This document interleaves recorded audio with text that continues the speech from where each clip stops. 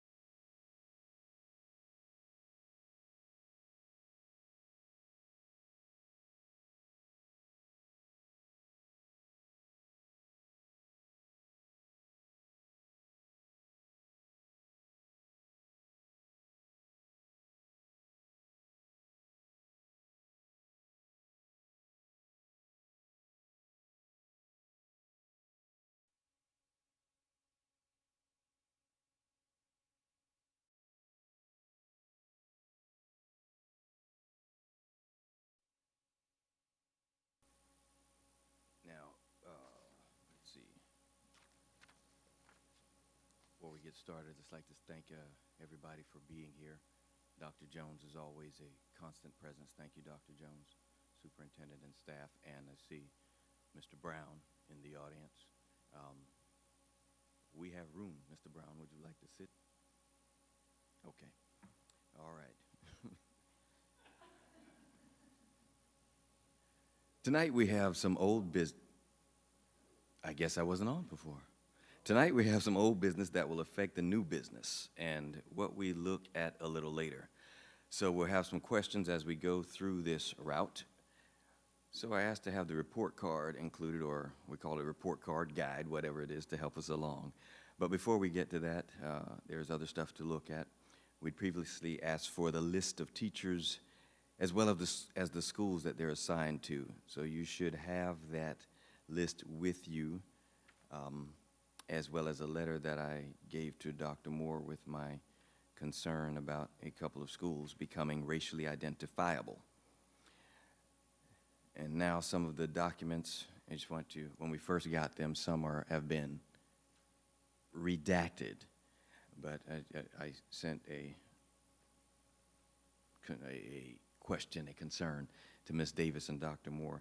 Please don't redact items that are public record, because it makes it harder for us to go through and do the work. And if there's, you know, something we need to discuss, then please let us know. But most of the stuff we're asking for is public record. So first, we have the memo of the teachers that are in place at the schools. I think a committee has a list of those, and there's one more that's not on the list. So whatever the number is, I think that total now is 23. Some in the process, pending 1, 2, 3, 4, 5, 6, 7, 8. Okay, so 8 in the process. As you look at the list, are there any concerns, questions, comments? I am very happy to see that number. Mm-hmm. Yes. And it's definitely an improvement from where it was. Again, tremendous progress. So I definitely wanted to acknowledge the structures, the hiring structures that have been put in place. And again, always room to grow in anything, but again, I wanted to acknowledge that this is indeed progress. Yes. I'm happy to see. It looks very good. Anything, Ms. Pender? It's much better than it was. Mm-hmm. So we are making some progress. Yes. And I think some schools that we addressed to Dr. Moore have been identified and have the effort shown there. Of course, there's always some more to go. Ms. Hofer, I'm so sorry. Let me put on my glasses so I can. Ms. Hofer, any comment? Do you, Ataba, do you two have I made one that I updated today. Yes. Okay, good. So you two have that. I just wanted to comment on the back page. It shows that last year's, for the 2020-2021, that there were 14 African-American teachers hired of the new, and that we're at 23 with 5 that have already been recommended. We're just waiting to hear back from the candidates, so the principals are actively calling to offer the jobs. And then there's another 5 that we're checking references. So we're hoping to get all 10 of those, which would be 33, which is more than double what we hired last year. So we're excited. We still have more positions to hire. Yes. So we're actively on it and hoping to boost that number up as we go. Okay, so as an approximate number, it's probably going to be close to 100, you think? Well, Vacancies for this year, We upcoming have year. already hired 100. Oh, already 100? Yes. So we still have some more to go, not tons more, but we still have some more to go. So if we get that 10, we're hoping that of the remaining positions that we have open, maybe we can get another 5 or so. So we'll be somewhere around 38, 39, 40 Oh. would be great. Okay, Yeah, thank you. you're welcome. All right, and if I can find, I told you I sent a letter, but I do want to read that into the record.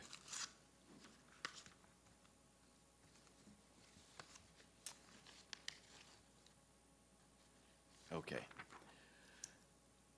It says, Dear Superintendent Dr. Moore, at the last equity meeting on June 17, 2021, during our discussions of placements to the Alternative Center, it was noticed that Gifford Middle School has become a racially identifiable school. Although the school is doing a sufficient job with the hiring of teachers, the school has 36% black students and lower enrollment than the other middle schools, which is an outlier. As we discussed, all of the middle schools used to hover around the 1,000 student enrollment mark, more or less, and this must have occurred over a very recent period. This situation presents a myriad of problems which we certainly hope to rectify in the near future for all involved. And so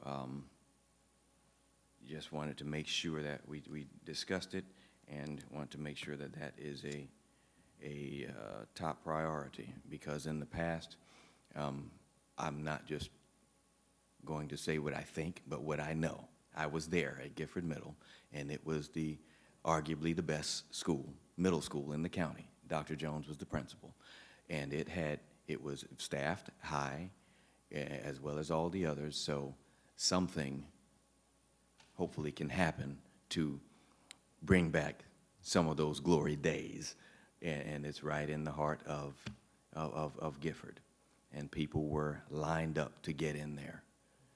And I know that because Dr. Jones had me doing morning car duty and after duty and lunch duty. So thank you, Dr. Jones.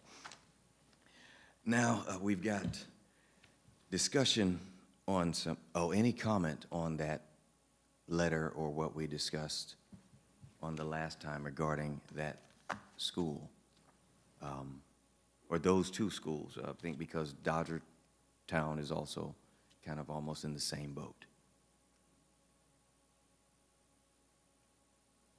No, okay. I don't know if, we changed to school choice. Mm-hmm.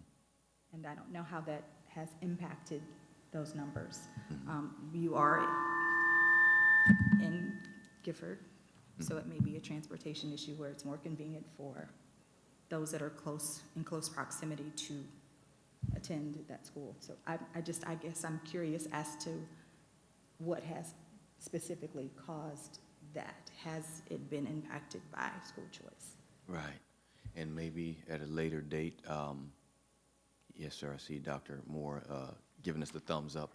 At the later date, we'll have some information on that, because that is a major concern.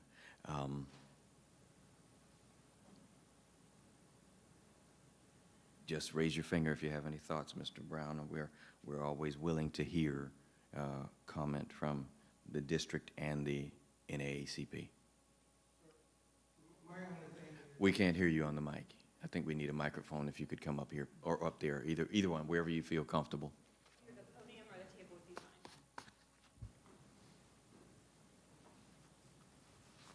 fine. My only concern with Gifford Middle is, even though it's racially definable now, we have to do root cause analysis. How did we arrive to this point? At one time, we used to have a laughing joke about Gifford Middle. We would sit across the street and watch the Mercedes, the Volvos, the Land Rovers, the Bentleys, and all of that, who were lined up. I was in part of a workshop at Gifford Middle one time, and they had state-of-the-art programs. So I'm concerned, even at that time, Mrs. Jones was Tasha Jones was part of that era. She worked as the assistant principal. She was back and forth as the principal. So I don't want us to jump the gun and focus on the wrong thing, but until we do a root cause analysis of how did we get there, and do it right and do it analytically, so that we can come up with a solution. Now that those 36% African American students are there, let's make sure that they're provided with the same initiatives, the same support mechanism, the same type programs that were already in effect in the glory years, and work it back to that based on the root cause analysis and not a knee-jerk reaction. Yes, sir. I understand. Thank you. Well said. And we discussed at one point with Dr. Moore about when I was in the district at somewhere, I can't remember which part it was, but for teachers who taught in Title I schools or high poverty schools, there was either $1,000 or $2,000 or something to that effect to attract teachers to those harder to teach in schools. And I think perhaps there might be some counties who still do that. So, that may be a part of the discussion, or it may be thrown totally out. But that's out of the old gray matter that I have about what was done to try to attract more help in certain schools. At this point, I think we have a lot of information that Dr. Moore has provided for us and the staff. I apologize. Let me turn that off. Nephew's trying to make me buy a Harley. I want an Indian or a Honda. I don't know, Harley's okay, but anyway. So we have a lot of information, about 300 pages, and we need some kind of guide, which we have to kind of look at where the progress is. And part of that guide is in this Equity Committee Compliance Report card. It has the red title on it. So I'd just like to breeze through it. We can go as fast or as slow as you like, hopefully a little bit faster. And I put a couple of suggestions in there, and we don't need them tonight, but I want us to be very familiar with what we're going to have to look for as we get ready for the report to the court. And section 2, before we start there, Dr. Moore, I see I don't know if that's a KS up on there. Did you want to have that person introduced now, or? He was on his way. All right. We have a visitor peeking in, so we got a chance to briefly. Mr. Seymour, thank you. Mr. Chair, thank you. I appreciate it. I would like to take this opportunity to introduce two new members of our staff, the Student Affairs, Advocacy, and Access. We have on the screen, we have Dr. Kira Shafty. She is the Equity Coordinator. And here we have Dr. Cowie, who is our Parent and Community Involvement Coordinator.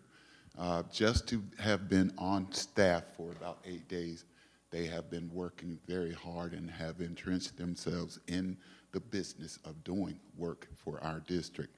I'm very appreciative of these two individuals, and I think that they are going to do a magnificent job for our groups, our students, and our parents as well.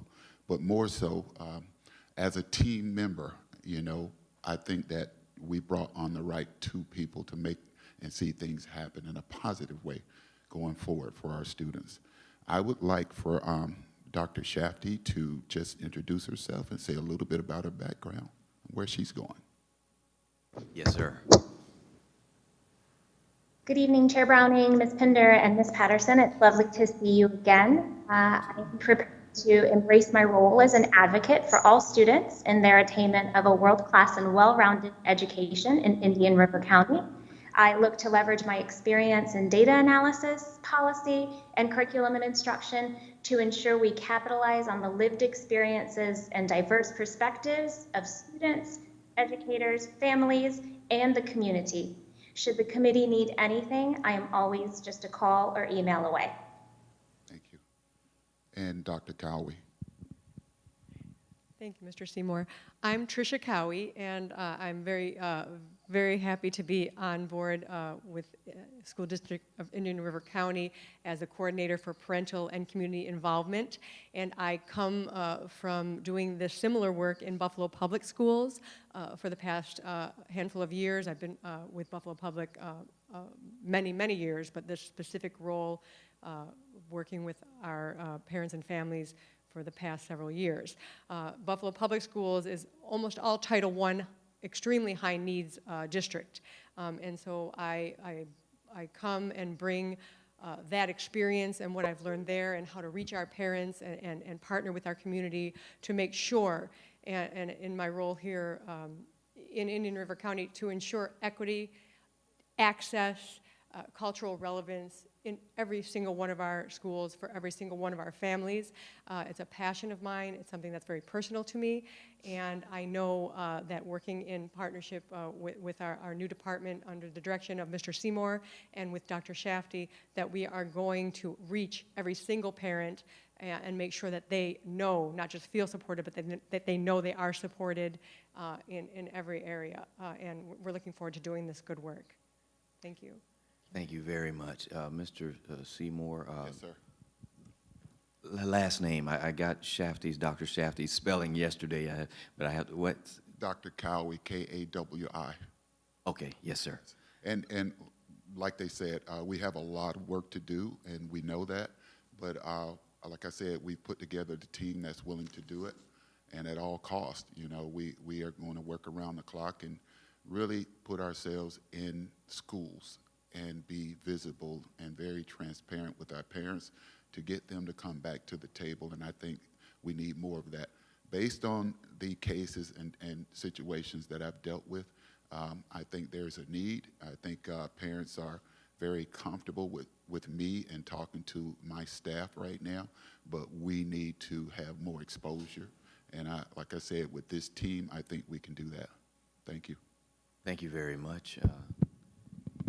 Ladies, Dr. Shafty and Dr. Cowie, thank you very much for joining this committee meeting tonight, and welcome to Indian River County. So let's get to the report card. So Section 2 starts about the mentoring, and we're determining if the school district of Indian River County is providing a welcoming, inclusive, and supportive environment for African American teachers based on the mentoring plans and the documentation provided. We're also determining if mentoring plans are tailored to meet the needs of each new African American teacher, and if there's a PD council rep at each school. Those were the 2019 recommendations, and so some of them are the guidelines provide a plan that addresses mentoring African American teachers and instructional staff. Strategies used are culturally competent and open to diversity present. Documentation showing that African American teachers mentoring pairing is active and effective. Identifiable increase in more mentors, and retired African American educators being used as informal mentors.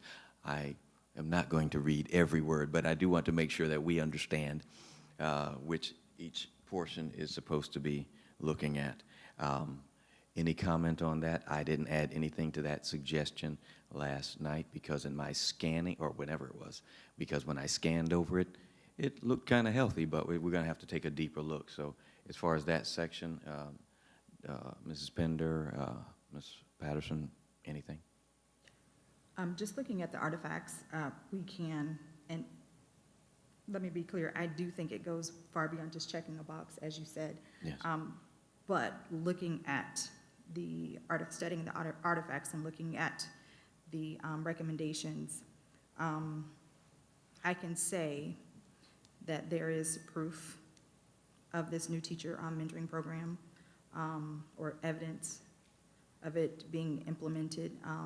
There is evidence of African American teachers in either their first year through their third year of teaching being enrolled in those programs, and also them having mentors assigned.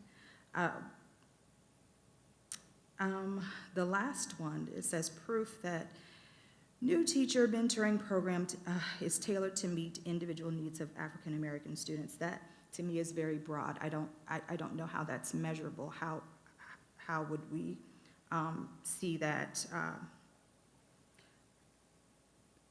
So I'm just kind of iffy on that one. But again, in looking at the recommendations, I would suggest, I didn't see much about diversifying the mentors. I think that's very important. It should be who that teacher feels comfortable with, not necessarily based on race, but a person that they feel comfortable with and a person they feel that they can work with. Even in the, when I look through the artifacts, there is an observation process. I believe it's also important to diversify those that observe those teachers.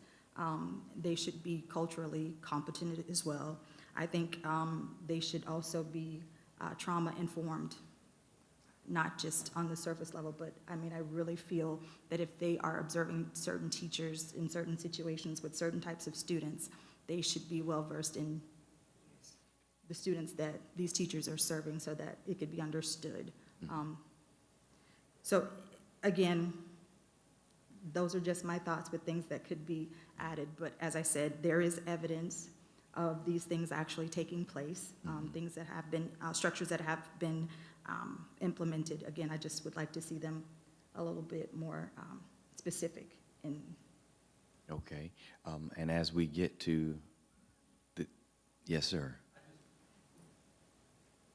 Thank you, Mr. Chair. I just wanted to, as you all facilitate your, or have your conversation, I'm going to have Dr. Jacobs capture notes or recommendations, and at the end of the conversation, we can come back and repeat those to you to make sure it accurately reflects any recommendations that you have. Just a way to keep the time, and we'll take notes and then come back and report. That makes things a little bit more. Yes, and actually, my intention for this tonight is just for us to get familiar with it, and I'm hoping that by the next time, when we all get a chance to sit around the table, that recommendation can be bounced around, and we can act on anybody's recommendation, and majority will, all of our heads together will improve what we have sitting in front of us. And I think that's fine.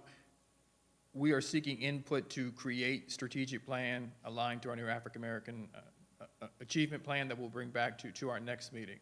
So in terms of receiving that information, we'll always be willing to receive that information, but the creation of our new strategic plan and the alignment that we've created with our African American achievement plan, some of that information we received tonight is obviously timely because we can incorporate it into those two driving documents as we move throughout the year and then continue to update it.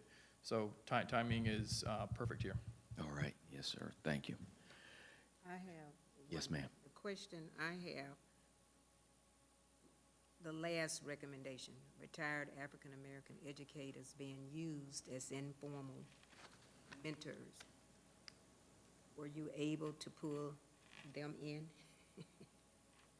I think she's asking about the mentors. Do we have retired educators as mentors? Where it's, African-American educators. Yes. I'm just, So those are the recommendations from 2019, and as reported at two previous meetings and as well as taken to the board, we took those recommendations and we created our new strategic plan as well as our new African American Achievement Plan, provided information both to our school board as well as this committee regarding which of those recommendations we did in fact act upon and which ones we did not act upon. So that recommendation I don't believe was one of the ones that we actually acted upon. I think if you look at each particular section, overwhelmingly we implemented feedback or action steps aligned to those recommendations. So really if you're looking at the particular section as a whole, looking at the artifacts and the progress the district has made regarding implementation, those would be the best way to provide feedback to us or recommendations to improve the implementation of our work. Okay, so I might have missed it. Did I hear you just say that, well, she was asking about retired African-American educators as informal mentors, so you said we didn't act on that at all? No, not strategically, no. Okay. That would, can I ask why? Did we reach out to any and they said no? Just in assessing the feedback from the actual mentors, and this is before I got here, mentors, the mentees, I'm sorry, they requested people that were in their schools, people that had very, very similar skill sets, knew the work that was going on, so just in kind of problem solving in regards to what the actual need was. That was clearly defined as being in responsive to the mentee's request. Okay. Yeah, that would be, Mr. Brown, please.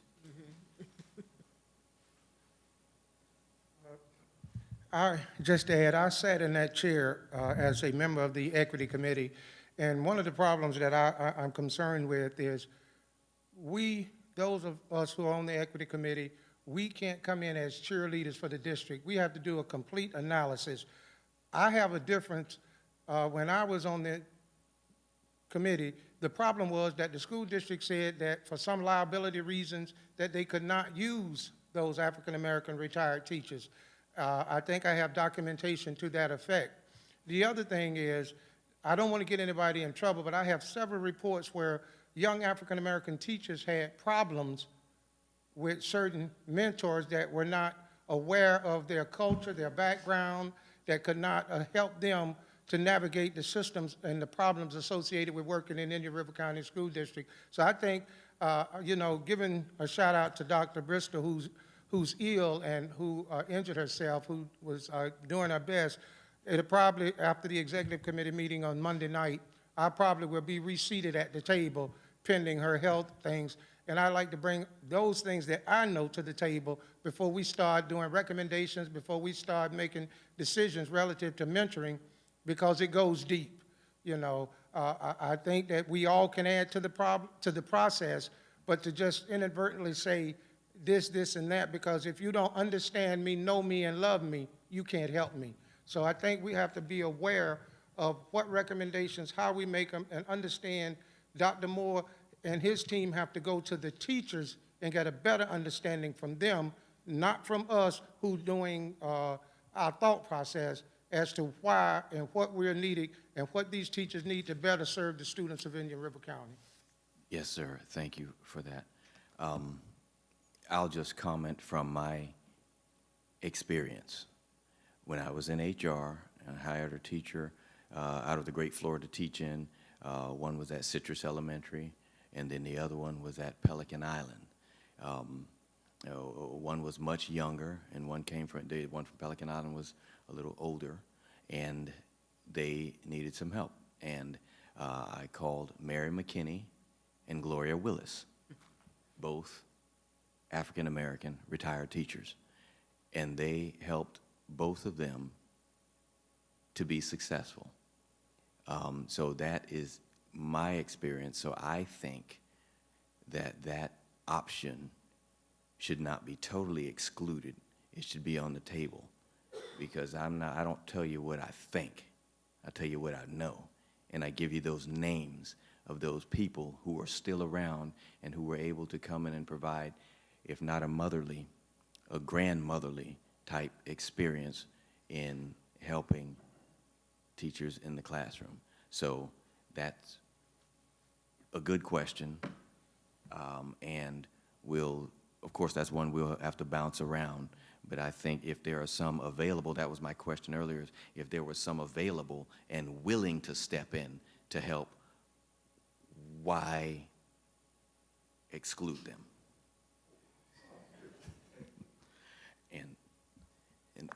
So last year's retention rate was 96%, 97, sorry, of the teachers that we retained were retained. Mm-hmm. That's good, but let's be honest, it was only 14. Mm-hmm. We're now walking into a year where it's going to be 35. Mm-hmm. Just claiming victory here. Mm-hmm. So the work that we did last year has to be significantly different as we walk into this next school year. So there will be opportunities to continue to improve. We always evaluate how we're doing this work. Listening to the mentee, getting a deep understanding. I think Mr. Brown's closing statement is 100% correct. Mm-hmm. All the work that Ms. Hofer and team and principals have done goes for naught if we don't ensure they feel supported, they feel embraced, they feel as a member of the community. We've worked too hard to finally move a number that has never moved. And just, I don't even know what they were telling you, Mr. Brown, but some HR thing, not ridiculous. Mm-hmm. We can make it happen when we define the absolute need for it to happen. So yes, it's all hands on deck and making sure we keep these 40 teachers that we bring. Yeah. The number keeps going up, sorry. All right. Thank you. And I also wanted to add to clinically trained educators. I think there should be opportunities afforded to African American or diverse groups of teachers. I know when I was asked to be a part of that process, I don't know how I was selected. I don't know what that, if they sent an email to my principal and she just thought of me and I accepted. But I just also want to put that in there that it's a very good thing to have African American teachers also clinically certified and trained so that they can train other teachers and actually have the skill set and that professional development to be efficient in doing so. So what I'm hearing, I think, is more of the mentors, train more in clin ed training too.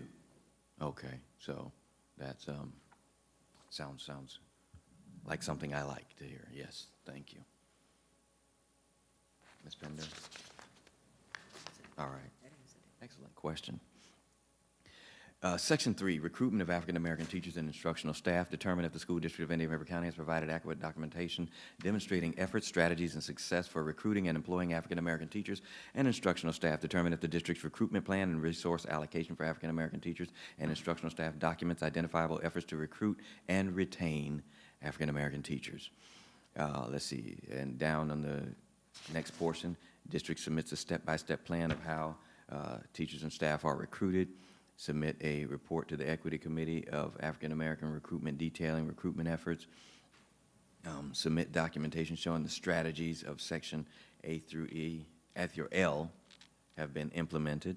Develop community partnerships, allocate funding and resources, and the district submits to Equity Committee a monthly report of African American teachers and instructional staff tracked by principals in schools, and a yearly report of the budget given to that effort. Also partner with other organizations, fraternities, and sororities in Indian River State College for recruitment. I skipped one, that last bold one. The superintendent placed fair hiring practices as a criteria on the principal evaluation. While I'm thinking, Dr. Moore, if you said somebody was taking notes, right? I'll take notes too. Okay, yes. So if, I don't know how you want to do it, but if you could take this document, I think that's the easiest for us, is for me to crosswalk and see, and cross out the ones that we're not doing. Is that? I mean, instead of looking for a crosswalk for this or that or the other, I need to see what's not doing. I operate by crayon sometimes, real elementary. And I believe Ms. Walker provided that. This is the copy from the last meeting. The bullets that are highlighted are the ones that the district no. She misspoke, okay. So these bullets that are highlighted for what purpose? Highlighted by the vice chair of the last committee, Mr. Taylor. He felt that all the points from the joint plan should be on here, and the chairman at that time only added the ones that aren't highlighted. Okay, Does that make sense? thank you for clarifying that. I'll have to, and then go back and talk to the previous chair and see, because I'm kind of lost in translation somewhere a little bit about, but in looking at this right here, and maybe it might be some time in, providing the document, as well as, I know we'll have some questions too as to what and was not being, just like Ms. Pender just asked that great question about the retired teachers. So that is that section there, and I didn't read everything once again, but on page 3 of 12, I discussed with Dr. Moore, I wrote down, you don't have the right one, do you? I have yours digitally. Oh, you do? Oh, okay. I wrote some recommendations or notes down at the bottom. There's some ambiguity as to whether interviews are given to African-American staff applying to positions for instruction and administrative, because I've had some calls, which I discussed with Dr. Moore. He has met with some people about, hey, I'm qualified. I've done this before. I didn't get an interview when the position came open. And to me, as I stated when we met, that's an issue, that's a problem.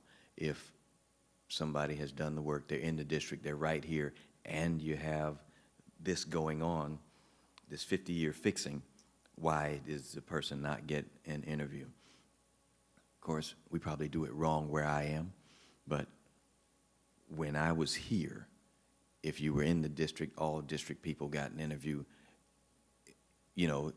saying that they meted the qualifications. Where I am now, you meet the qualifications, you're inside, you get an interview.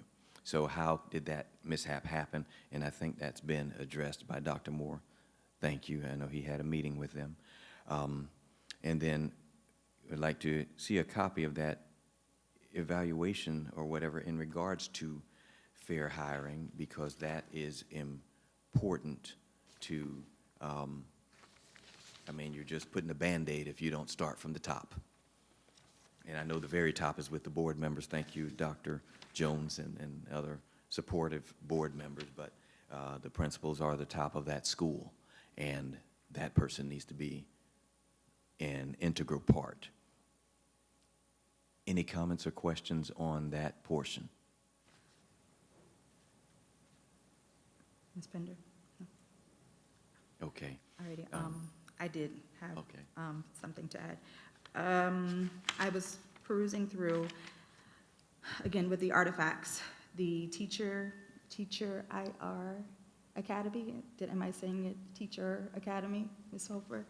I know we discussed it, that has been implemented. I didn't know what the progress is with that. So we worked with IRSC this year to get it together, get it approved, because it's courses, dual enrollment courses at their, the students can take some of them at the high school and then others at actual IRSC.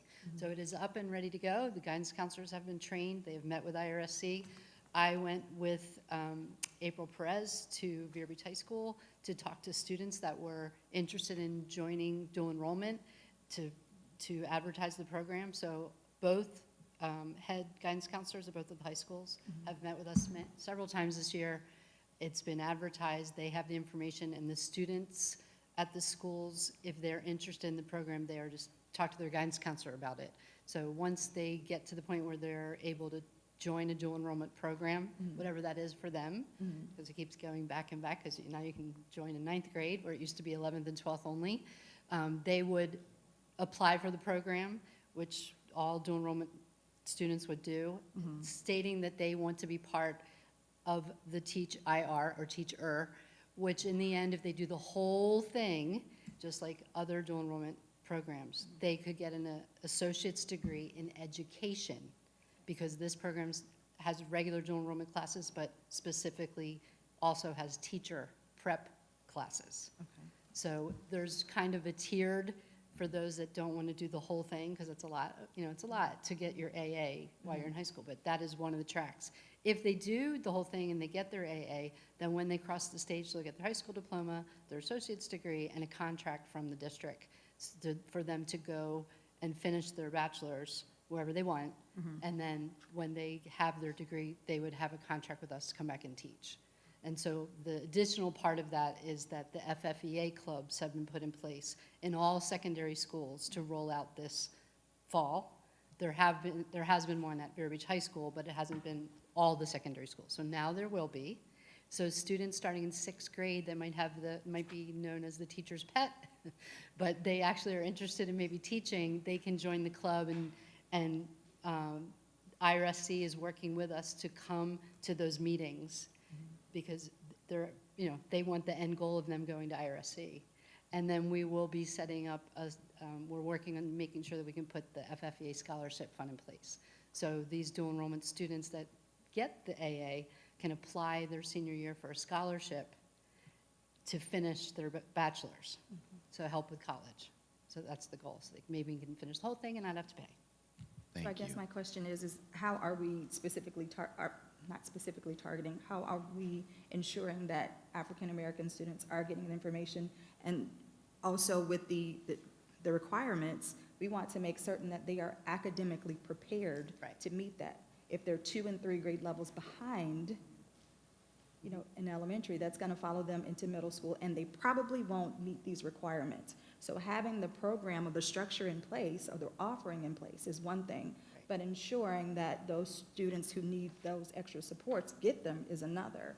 So I guess that's my concern, is making certain that the information is getting to the African-American students, and that, again, we're offering those supports academically that they're going to need to ensure that they can meet these requirements. Right, and that was part of the discussion with the principals in choosing the sponsor for the FFEA clubs, that this whole project, all of these pieces together, is really to reach out to African-American students, but others, anyone that wants to do it, and that during this after-school club, that would also be a tutoring time.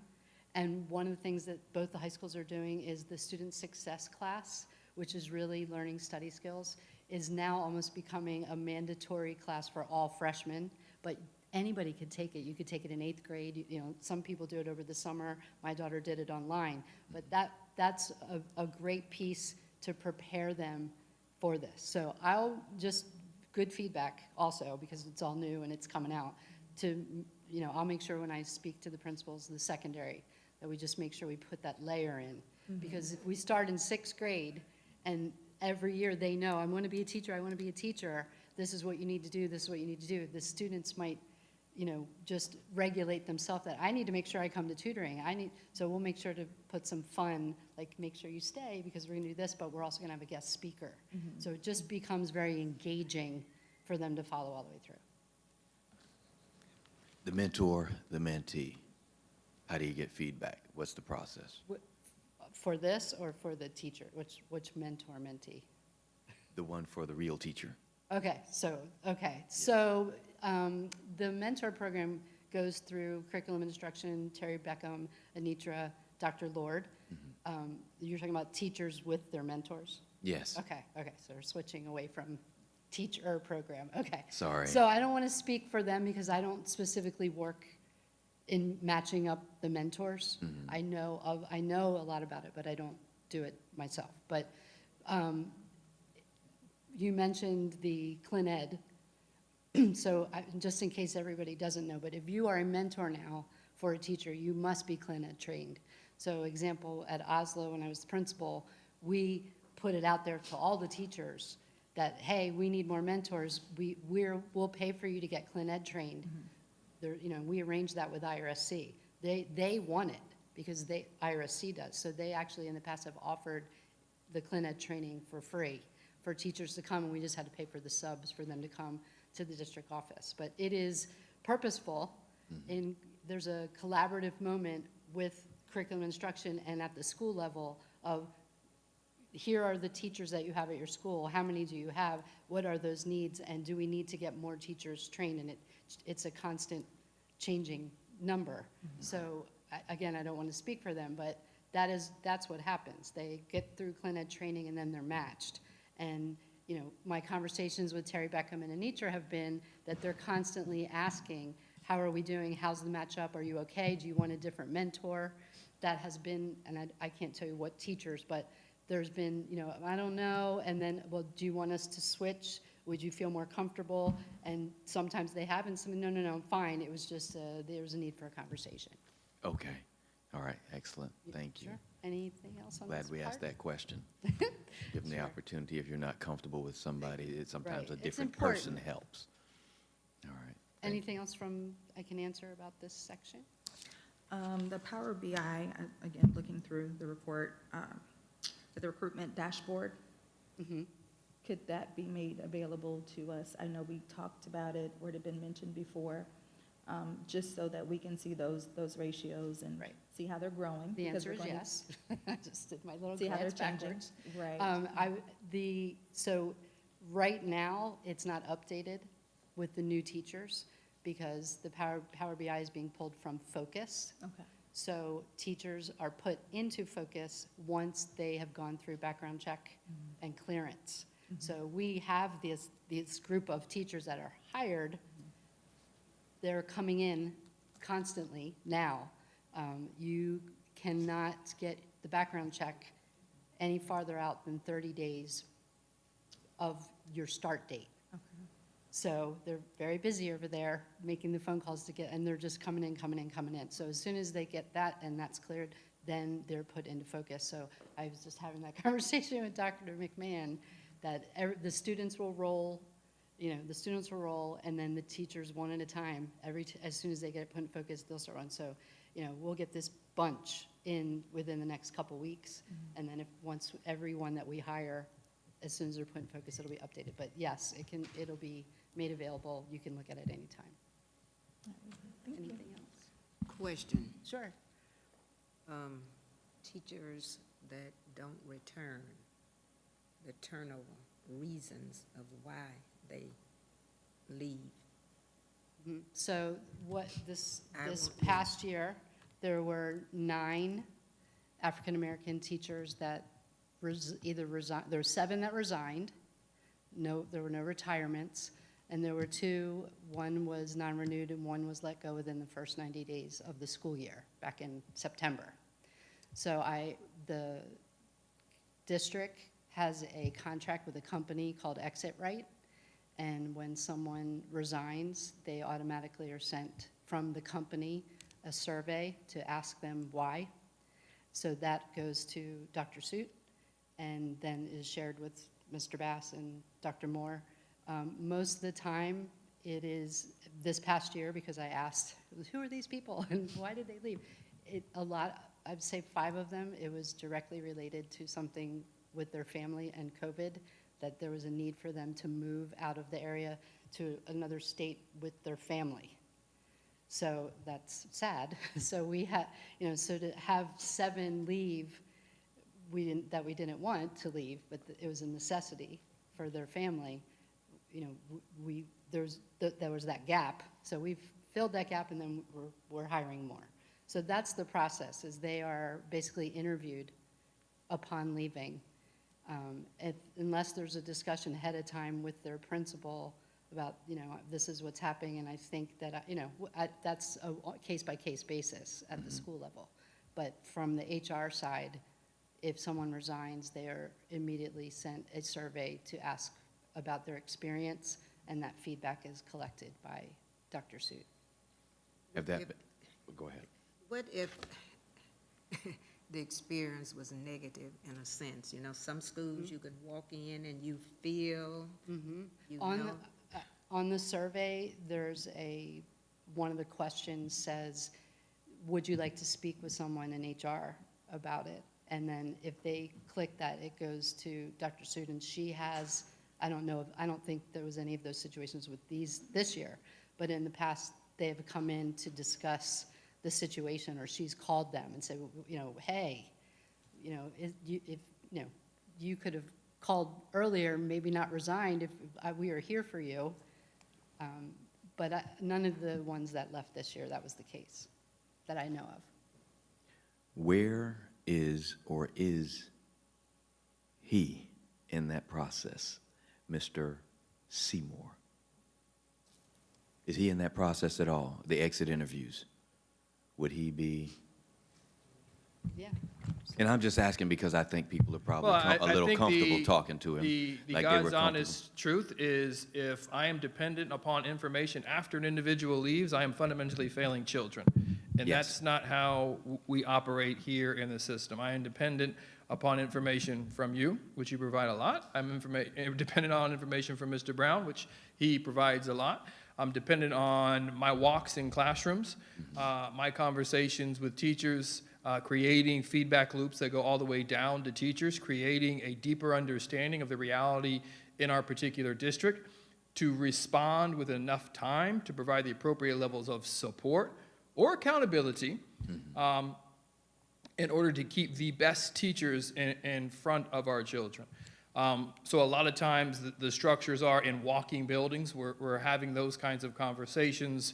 We're seeing that kind of data and looking at reports and looking at attendance, student or teacher attendance, drilling back and saying, well, this school, X percent of teachers are missing a lot of school. Very hard to do this year because of COVID in terms of accountability. But let's go walk. Let's go look at the climate survey. We just did an entire cycle over climate surveys, which looked at staff feedback, looked at student feedback, looked at parent feedback, and we went through a series of meetings with cabinet, down to district staff, down with specific principals.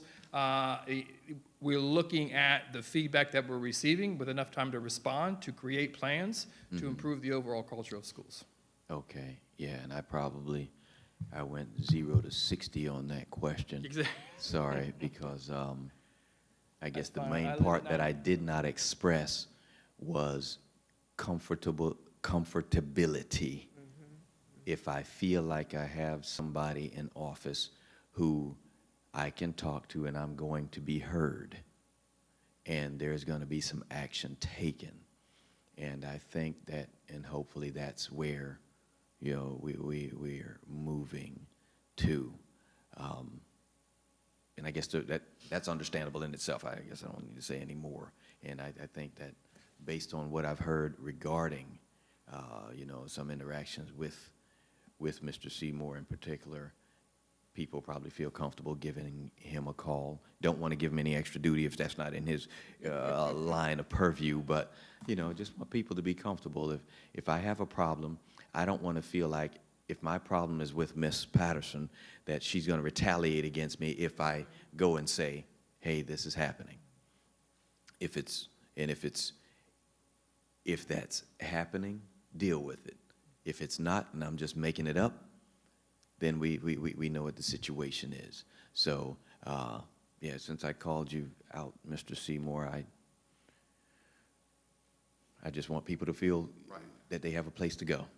Well, yes, that was not really my title, but I have done that many times. Primarily, there were quite a few African-American teachers who were concerned and wanted some answers, and I availed myself to over, I would say, 9 or so over time, you know, and listening to their concerns, and not only listened to their concerns, gave them feedback, and made sure that whatever their concerns were, they were dealt with, and with accountability. So, yes, I will avail myself at any time. That's what I do. All right, thank you, sir. And just so everybody understands, and I'll put this in a student perspective too, I'm not just talking about, I'm talking about a real situation. I got a call one time from Mr. Hart saying that a parent was complaining and their child was at Gifford Middle School. Well, when I went out to Gifford and met with Mrs. Jones and Mr. Kramick, they, and it was Tasha Jones, sorry, not you, Dr. Jones. The kid was something else. He had like 9 blue cards. He was always in trouble. And they explained to me what was happening. I gave Mr. Hart a call back, who was the president of the NAACP, and said, Mr. Hart, you're hearing it wrong. This kid is the problem. It's not the staff. So we're realistic in that. But then we also know that there are times when an ear needs to hear what's really going on. All right, I'll try to move this forward a little faster. We gotten this. Representation of African-American teachers and instructional staff. Examine the teacher demographics for each school in the district and determine if its teacher population by race reflects the district aggregate student population for that particular demographic. The African-American teacher representation at each school should reflect the aggregate African-American student population for the district, currently 17.2%, allowing a variation of plus or minus 3%, not to fall below 5 teachers per school. And wait a minute.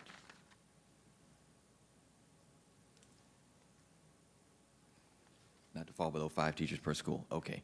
Somewhere I saw, and it just came back to me, that we transfer, and we know that how I think as far as the committee, feel about that. And what I'm saying is, if school A has not hired and does not have any diversity, we're not going to take from school B to send over to school A, because then you kind of punish the principal who has hired, reward the one who didn't, and then you put that person in a hostile environment. That's the way I see that. So anyway, so we are with this instructional part, and under these determinations, monitor compliance. And they ask for a report, monthly report, provide culturally competent training for all district staff. I think you've done a tremendous job over the past couple of years with that in getting better. If there's turnover of African-American teachers, provide the reason for the turnover, which Ms. Hofer just gave an example of something. And then Ms. Pender asked about the exit interview process. Show how feedback is being implemented to increase retention.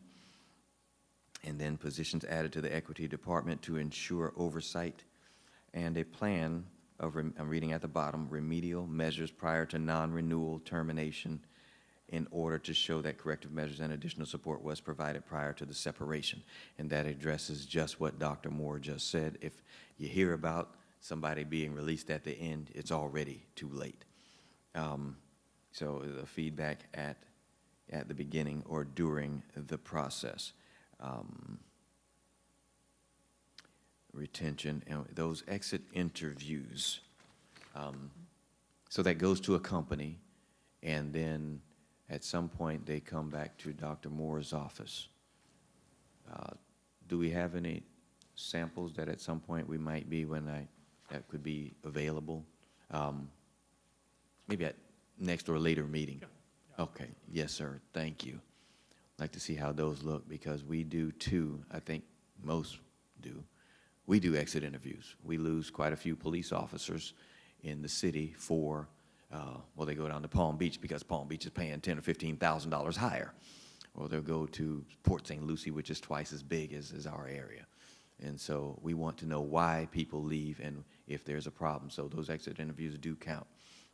I put a couple recommendations on there, page 5 of 12, and that was just that the last 5-year hiring for some schools is severely lacking, and vacancies by schools need to be shown versus the hiring. And what I mean is, on the report, when we get this, at some point we'll ask, and we'll get it figured out, who is still hurting for compliance.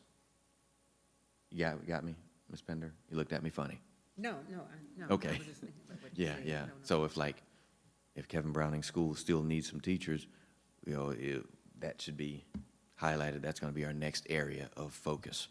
And those are just, I just added a suggestion on there as a sample, which is something that I really do. So for next time, I just wanted to go over these, and for next time, add what you feel from there. Ms. Patterson. I believe it's bullet number, or recommendation number 6, provide, and it's bolded for some reason, not certain why. Provide culturally, this is on the other document provided by Ms. Walker. So Okay, you I will have have this version. But it's provide culturally competent training for all district staff. Mm-hmm. We have multicultural coordinators in the district. I think they could be utilized in this capacity to be trained extensively and intensively, and then they're already assigned to a designated school, so they can be those culturally competent, like teach the teacher type models, could be implemented in this instance, so that they can provide that cultural awareness, cultural competence, professional development. So it's just a suggestion to use them in that capacity. Okay. What about mindset? Some people, the mindset is, here it is, and you've got to work with them to really get them to see the benefits. Again, I mean, that's huge. That is huge, but that's the work that needs to be done, right? Yeah. What was it, growth mindset versus what's the other mindset? Fixed. We don't want fixed. Fixed or We growth want mindset. mindsets, but it's just a suggestion again, because it is, I served as a multicultural coordinator, and we were, I think that more responsibilities in that regard could definitely be beneficial, so Yes. just putting that out there. Okay. Mr. Brown, I think I saw your hand.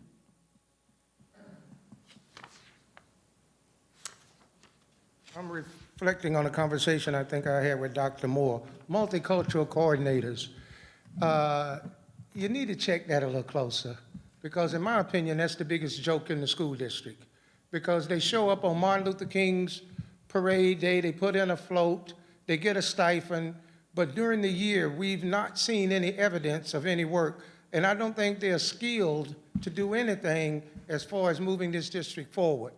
When we start using people, let's analyze. We go back to root cause analysis, start asking whys. These people have not done anything, in my opinion, previously, so now why would Dr. Moore give them another job that they're not competent to do? And it's only going to make things worse. So my experience with those multicultural coordinators has not been a good one. We've been watching this, I'd say, I've been the president for 13 years, and we were watching it prior to that. And if some honesty is shown up, they get their stipend, they show up on Martin Luther King Day with a float in the parade. So I don't see the district using them for anything. I think the district may better serve itself by better defining what they do that's relevant to the success of our students. I agree, and I serve as a multicultural coordinator, and I know at my school, I do walkthroughs where I help teachers and give them feedback on cultural awareness. I am definitely in 1000% agreement with you as far as to making the role more specific and more detailed, and to make certain that they are effective in their role. It depends on the school, and it depends on the coordinator. It totally does. But I am with you 1000% of the way into making sure that that position is effective and it's efficient and it's not just a stipend. I'm trying to be diplomatic. Not just a stipend. Not just the So, 1,300. I agree. That could be a recommendation to revamp that role, because I think it could be very effective if we take that approach. So to do away with it, I don't think would be the right approach. But revamping, definitely. Yeah, there are, because there are, I believe some that go a little bit above and beyond, and they try to be creative. So, yes, but definitely, Mr. Brown, correct. Any other feedback?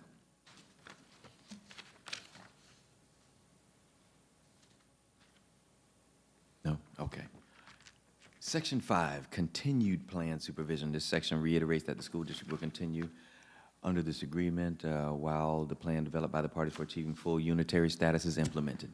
This will maintain an avenue for dealing with problems should any occur in the process of implementation. The order will continue in effect until further order.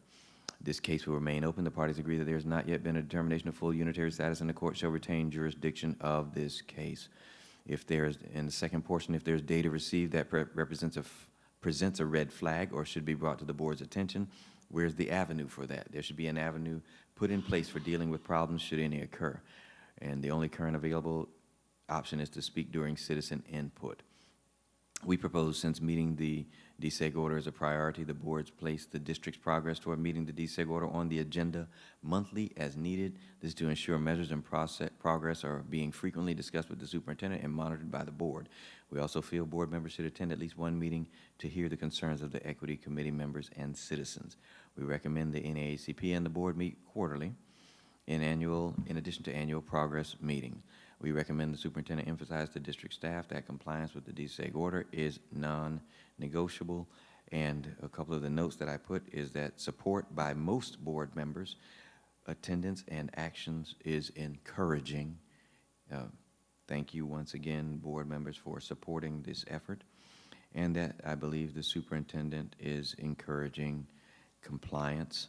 We still have, some work to do, but I think we are on the right path, and those are just my thoughts. We'll look even further, and we've got a lot more to go. Any other comments? And these are just, I wanted to add some suggestions in there. This is not the full time to put everything out there, because I just want us to be familiar with what we're looking at when we hear the data that comes forward.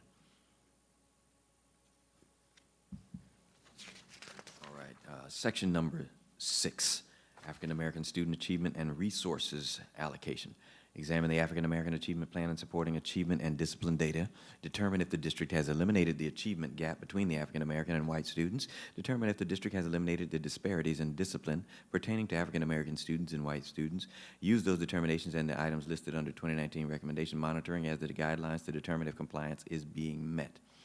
A plan that shows the efforts and strategies implemented to eliminate the achievement gap, as well as data showing substantial results using plan implementation include grade and test scoring results by race, ethnicity, and school, programs specifically for African American students to assist with achieving academic improvement.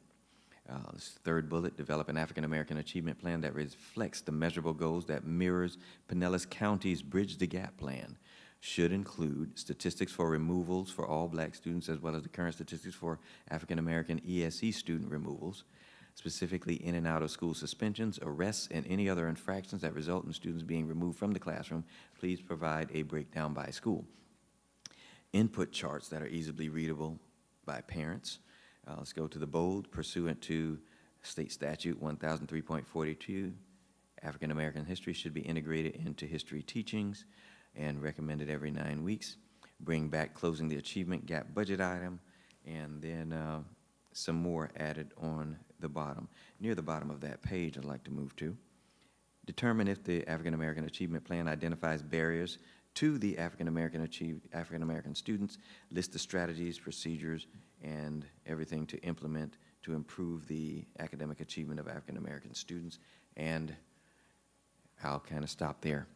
I added a couple of things down at the bottom. For the students, like I discussed yesterday, the teacher who led the African American student group left Vero Beach High School to Sebastian River High School. And I think I was told on yesterday that that group has a new leader at Vero Beach High School. Is that correct, Dr. Moore?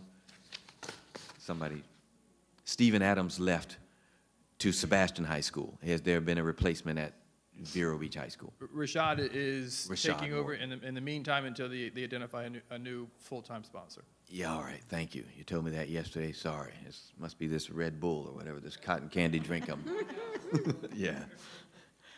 All right, third grade FSA, ELA, 28% achievement gap, and you've got that in your stuff. Referrals to alternative, very disproportionate, and we'll see some of that when you talk about that. So we did have at the last meeting talking about suspensions. I don't think we talked about ESE placements yet, but I did ask on yesterday about the arrests, and that because I know at one time the most arrests came from, and I'll say it out loud right here, right, from Vero Beach High School. And we hope, and I think I've heard that has been a curve on that. Dr. Moore said when he met with the SROs, he talked about what the expectations would be. And I think, Mr. Brown, you'll remember that school board used to talk about juvenile justice, complaining about so many arrests coming from the school. And we understand that there are different situations if somebody has already gotten in trouble and what they have to do. But for, let's say, a fight, for instance, are we arresting kids for having a fight if nobody's pulling a knife or doing something like that? So that's something I think that is of interest to the committee. Any comment or question regarding that section?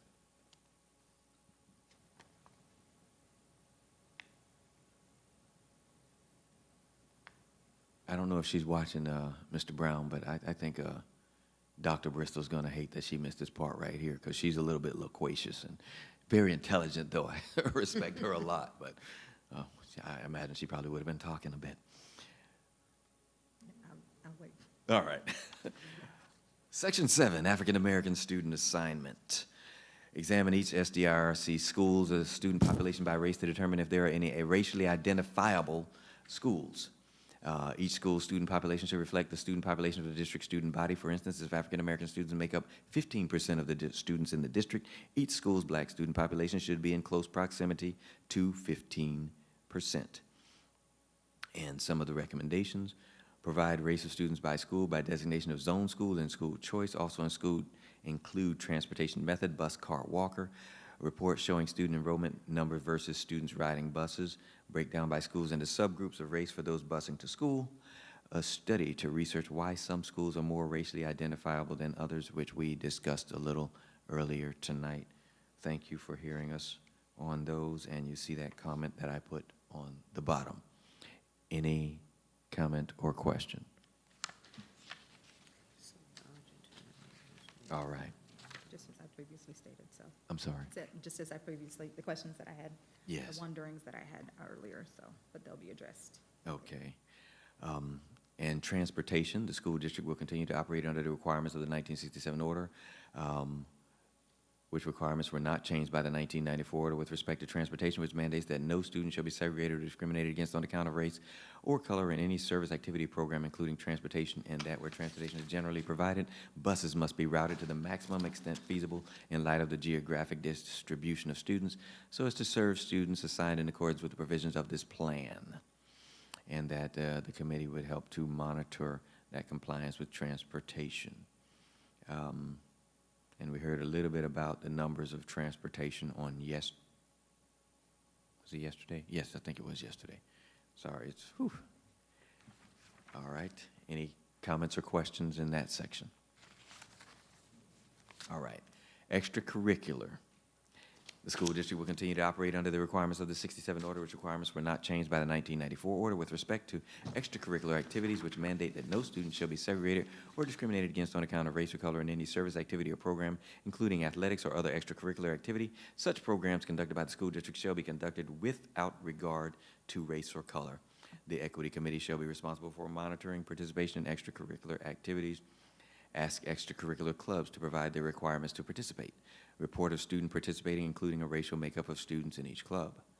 Provide plans showing current channel for complaints of discrimination or inaccessibility for students' parents pertaining to extracurricular activities. Establish resources or policies for equity with those activities.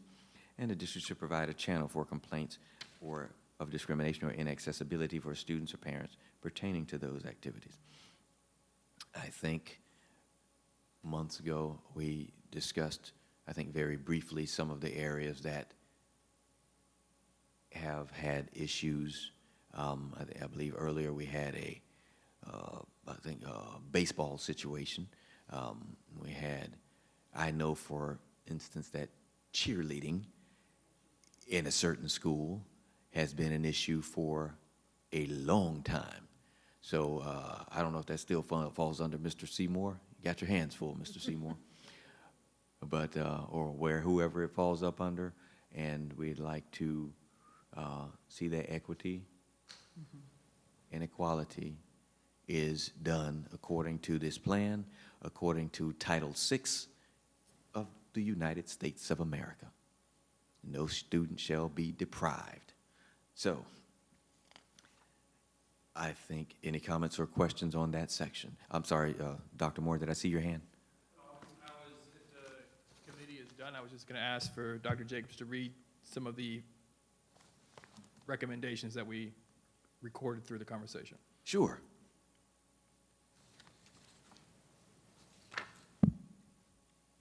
And please, if there's anything that I may have recorded inaccurately, I'm happy to make revisions to the recommendations. I tried to capture as good as possible those things that you were sharing. The first one, diversify mentors and diversify observers of new teachers participating in the STAR mentoring program. Under that particular recommendation, I also have pairing of mentors and mentees is not necessarily based on race, but based upon teacher needs. Mentors and new teachers should be trained in trauma-informed practices. Afford diverse teachers the opportunity to become trained as clinical educators. The next recommendation is take the Equity Committee report card and cross off the recommendations we are currently not doing as a district. The next recommendation is review the HR application, screening, and interview process for equitable practices. Monitor hiring practices by hiring managers. We should not allow involuntary transfer of instructional staff to achieve racially balanced staff in schools. Monitor African American teacher hiring at each individual school site. Train multicultural coordinators to implement a train-the-trainer model for cultural competence. Need to review the roles, responsibilities, and specific contributions of multicultural coordinators to identify how to better leverage their role. Continue to encourage board member participation in Equity Committee meetings. Continue to monitor arrests through the African American Plan Progress Monitoring Framework.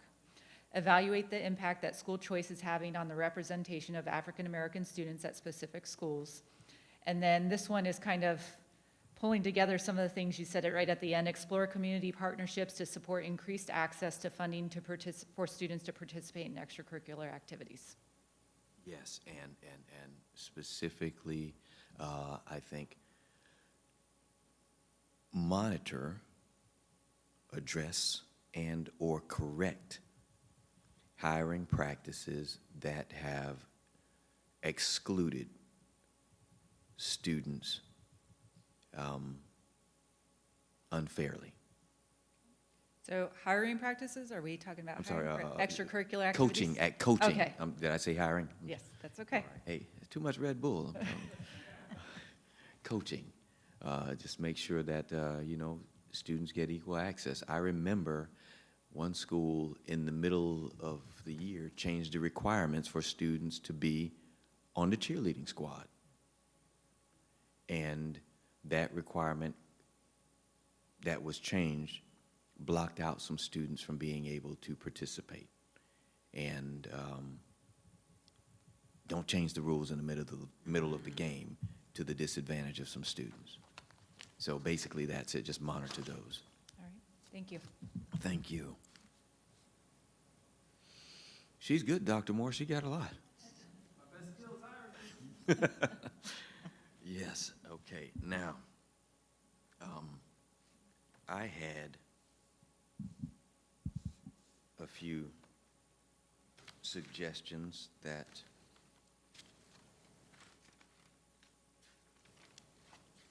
somewhere, recommendations, and it's in the plan, in that last part, maintaining the unitary status, sustaining it and maintaining it. Because, like I told Dr. Moore yesterday, if he goes down to Miami to be the next Rudy Crew, that's the superintendent of Miami School District, or was. I think they still have Carvejo now, maybe. I'm not sure who they have. Or New York, whoever they have up there. When he leaves, the work still needs to be done. And we don't want a different mindset coming in, changing the work that this board and the NAACP and all of these great people sitting in the school district have done. So we need to make sure that the work continues, put the 2019 recommendations in the joint plan, put these recommendations in policy and the strategic plan. Make sure we have mentors for young administrators also, and monitor sporting activities. So that was coming up, but you've got those. And I'll give you, we had, in my opinion, a couple of excellent people. One of them was at Sebastian, a school in Sebastian. And looking from the outside in, don't know how much support was given.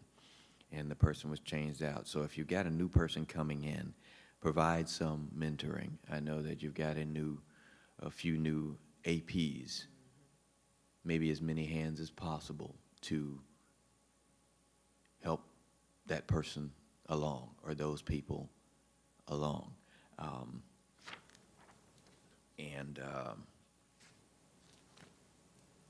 So those will be mine, and we may have some more coming up. So if anybody else has any comments or recommendations to move forward with before we listen to the rest of the data. You're shaking your head like I might have done a decent job. I don't trust you. I don't know. Mr. Brown, yes.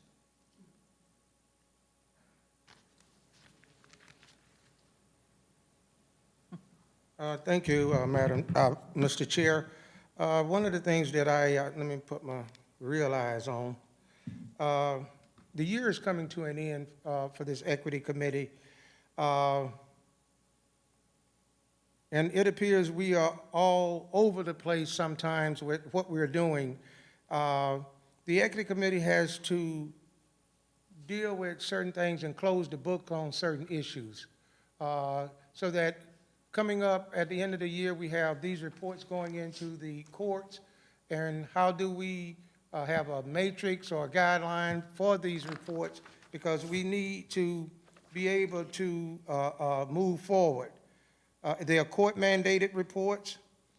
I have a couple of items of issues, and one of them you just took care of, that report when Ms. LaVon Walker was adamant some meetings ago about that report card, so that we can have an understanding of where we're going and how we're going to get to it. You know, you can say, well, go to Miami and I want you to go here, but you don't give me any directions or anything, and I wind up in New York because I don't have instructions.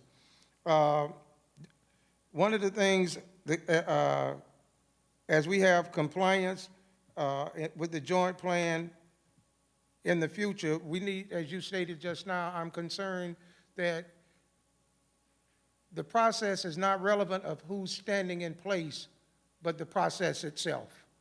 And if it's structured to a point where it can stand alone, then we're moving forward. You brought up the 2019 recommendations. I would like to have a definitive document.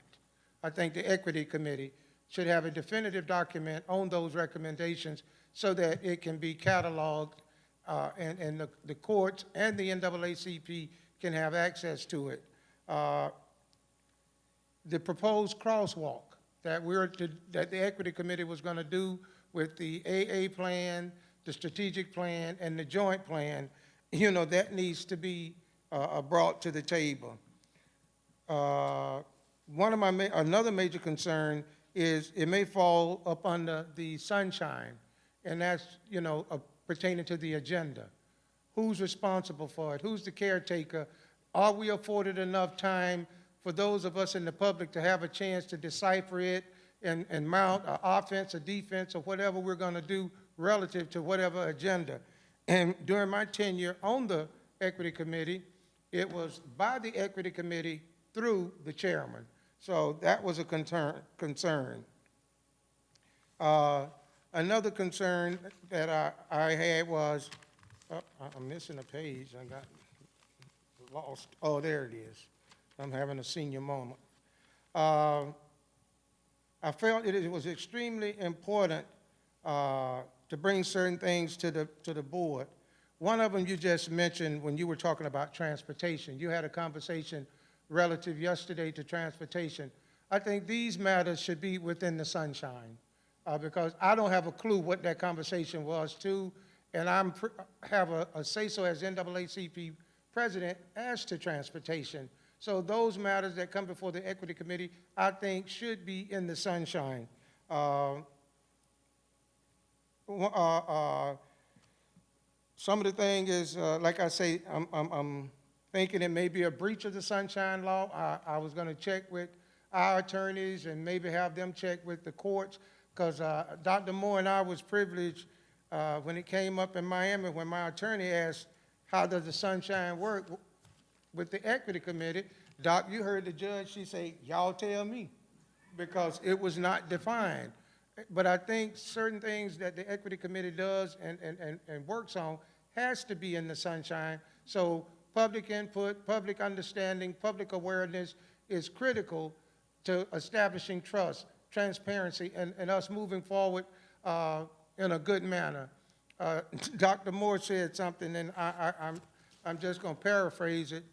He says, even though we're going to unitary status, he don't want to go down to Miami wanting unitary status, and the NAACP is not an agreeable. Let's do this right. We got one shot at this. We need to do it. We need to follow the rules. We have, like you said, some board members who are in the game. We have some other people who are in the game, but let's also bring reality to it. One of the things that was Dr. Moore said that was profound about finding out on your survey. I wanted to bring to the table, and being an HR man, you understand it. If you fire me or I resign, and Mrs. Pender, you alluded to it somewhat, and it's for a reason that's negative, do you think I'm going to tell that surveyor? Because I'm dependent upon you when my company calls back, the new company that I'm going to and want a reference. If I made a disparaging remarks about my tenure at Indian River County School District, how is the return going to be made? So we have to be cognizant of the fact that if I'm doing that survey, I'm not going to tell the whole story because I'm aware that this will represent whether I get another job. So these are the things that I think we need to be bringing to the table, open and honest, and not just jump to the conclusion that this process is real. It's not real. If you've ever been fired from a job or if you've ever left a job, you know that your previous job going to be questioned as to why you left. And if somebody don't like you, I hear about these surveys. I don't agree with them. And I think they're problematic because if Kevin don't like me and I'm the principal and Ms. Pender don't like me, how is that survey going to work? It's going to be negative. It's going to, impugn my character, my abilities, and all of that. So I think being in the sunshine, I think that we need to be open and honest with a lot of stuff. These are my concerns as we move forward. Understanding the sunshine, understanding transparency, and hirings and the Equity Committee providing a platform where the NAACP, you do not supersede our authority, but you are a monitoring and compliance entity set up through the school district and the NAACP. I love your work and what you've done, and I like to let people know that Kevin, Ms. Pender, and Dr. Bristol are volunteers. They don't get anything. You know, if you're in the district, you get a paycheck. But none of us who do this work on the outside, so I honor you. I don't get paid for this. This is No, above I'm my saying as a school. roles and responsibilities. No, So I'm this is saying as a volunteer. school district employee, you get a paycheck. Yes, which is separate from this. I understand that, but I'm still saying, Kevin does not get anything. Ms. Pender does not get anything. Dr. Bristol does not get anything. They are, when they're in their houses studying and going through 300 documents, that's their time. And if, for instance, with Dr. Bristol with a double PhD, you know, I would equate that as something that's $60, $75 an hour that she's giving because she cared about our community and our children. And I know Ms. Pender has over 40 years of teaching experience, so if she ain't at 65, she close, but she's giving that time freely. So I understand what you all are doing, but I want you to understand that this is bigger than what you think it is. We have a job to do. We have 53 years of this foolishness. It's not going to happen overnight. Dr. Moore and I, under the guidance of the mediator, we began a different approach. You know, we're constantly trying to take us out of the matrix. You know, and with alpha males, that's pretty hard. But we try because we understand that it's bigger than us, but we need you all to realize what your job is. And I referenced it before, you're not a cheerleading squad for the school district. You're a monitoring and compliance entity to make sure that the District of Indian River County is abiding by the DSEG order, which is now called the 2018 Joint Plan. So good work, continue to do what you do, but understand we have concerns, we're watching, and we're hoping for the best. And we appreciate you. Thank you, Mr. Brown. Yeah, there was a doctor, I saw him the other day, about 2 weeks ago, and he said, how things going on the job? And I answered something about the school district, and he said, no, I'm talking about your real job. You volunteer, and you're not even dumb enough to know that you're not getting paid. I'm like, oh yeah, I guess I had school district on my mind. But yeah, it's good work. And we have a goal, and we are going to get to where we are all God's children. And that's what matters the most. All right, now, so we have some data or something for Dr. Moore? Or are we done? I know you had something, right? I do have a little bit of data, but in the interest of time, I can present that along with the rest of the data when it comes out. Just want to echo a lot of things that Mr. Brown said. Mediation has proven to be a deep look at how we work together around a very, very important topic. Mm-hmm. And I couldn't be any more honest when we say this is a priority of the system. Mm-hmm. And creating a relationship where we identify the elephant in the room or the elephant in the county, as you want to say it, to create ourselves in a way that we are developing the system, the school system for tomorrow and implementing it today. Mm-hmm. And you look at the divide in our nation, we don't have to be that system. We don't have to embrace that. We can embrace a reality where we're providing the appropriate resources to every single child, regardless of what that child needs, we provide it. And we implement it in a way that ensures that we take them to the rigor of that standard, the complexity of that standard, and they're able to claim their own individual success. We are the avenue, we are the pathway of that, and we need to be able to engage in those conversations and that dialogue to bring that to reality. So I'm excited, very much excited about where we are. That may make some people uncomfortable, and being uncomfortable is absolutely okay. It's the pathway to success. You can't get to success without being uncomfortable in engaging in the conversations and the dialogue to improve a individual's reality or a community's reality. And that's right where we are. So that is exciting, and we'll continue to work through and do this complex work. So I think some of the feedback that we got today as a system, as I listened to Dr. Jacobs read those remarks, was very, very encouraging. And there are things that came to my attention that weren't 100% on my radar, but they're very quick fixes in terms of monitoring and evaluating, in some ways looking at it through a different lens. So we'll be able to circle back, take those recommendations, implement them into our strategic plan, and implement them into our African American Achievement Plan, and then as we all report back at the next meeting. But as we continue to move through the year, I think that should be an ongoing expectation. These are the things that we're doing. As I said before, some of the confusion or muckiness, for lack of a better way of saying it, around the 2019 recommendations is because there was no structure. It was just not clearly defined. So continuing to provide that update, wanted to reinforce that, took an item to the board, and the board said, hey, we're going to get recommendations from this committee. We're going to take them back. We're going to process them. We're going to come back to the committee and say, these are the recommendations that we are, in fact, implementing. So the what ifs or what did you do or how are you doing this isn't a year out or 2 year out conversation. It's happening in a reciprocal way immediately. So we're excited about implementing that particular process and the work moving forward. So that's all I got for tonight. All right, thank you.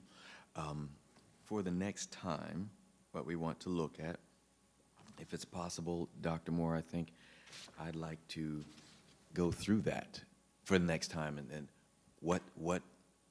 which ones are X'd off.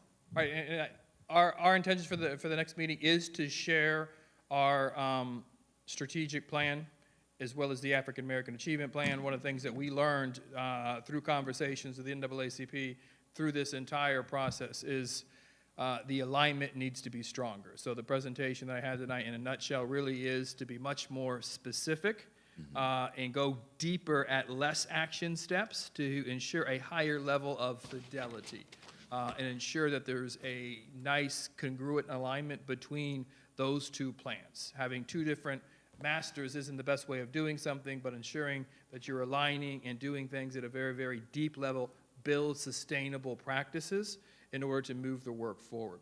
So we'll be excited to bring back those recommendations. I think we'll also, hopefully, by the next meeting, have some academic outcome data. Looking forward to receiving that, mostly because it's going to give us a deep understanding of what the impact of a pandemic teaching and learning environment was over the course of the school year. We're very excited about where we are in terms of opening the school based on the data that we do have. So it's a lot happening at the absolute right time. So I think we'll be able to bring back that information, share those recommendations, what we're doing, and some of the information that you gave us, it will naturally flow in terms of reporting back to you. Okay, yes, sir, thank you. So I think I heard African American Achievement Plan, Strategic Plan, and the cross-off of the 2019 recommendations. All in favor for that being the agenda? All right, yes, thank you. Well, we're gonna have a busy time next time. 2 weeks or 3 weeks? Or 4? Is it I think we gotta do it in 3. The 22nd, I think, is already on there. Yeah, I'm sorry, Ms. Davis, say that again? already on there. Oh, 22nd? That's 2 weeks? 2 weeks, yes. Just reinforces the whole volunteer and thank you thing. Not that I want to see you guys that soon, but I guess, okay, yeah, we can do that. 2 weeks, 22nd. Thank you. Guess that's it. I'd like to say, Mr. Brown, thank you so much for showing up, providing input, seeing you in person instead of that big old TB on the screen. Dr. Jones, as always, thank you. Everybody else in the room, I think I know everybody out there. I was going to ask you, Dr. Moore, to introduce some of the people that I don't know, but I think everybody out there I know, Rachel and all the rest of them, I know those people. But thank you for your work. And Mr. Seymour, thank you for the introducing your 2 new people. And ladies, thank you very much for attending and being a part of this work. see the one on there, the initial, the other one's gone, so tell. She's working. Oh, wow. Dang, all right, thank you very much. Okay. So it is now 7:46 p.m. We'll see you on the 22nd. Thank you so much for your time. Adjourned.